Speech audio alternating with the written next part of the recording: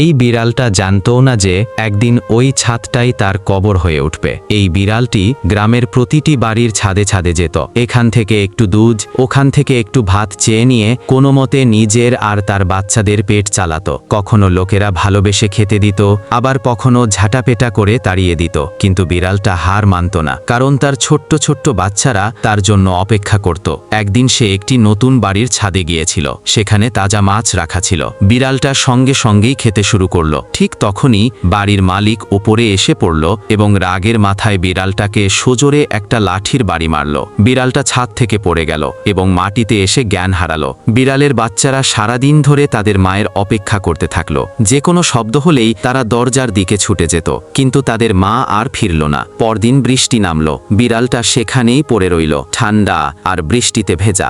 একজন প্রতিবেশী তাকে দেখতে পেয়ে মাটিতে ছোট্ট একটা গর্ত খুঁড়ে সেখানেই তাকে কবর দিয়ে দিল, কোনো শোরগোল ছাড়া, এক ফোঁটা চোখের জল ছাড়াই। কিন্তু তার বাচ্চারা আজও সেই ছাদটার দিকে তাকিয়েই ঘুমিয়ে পড়ে, যেখান থেকে তাদের মা আর কোনো দিনও ফিরে আসেনি।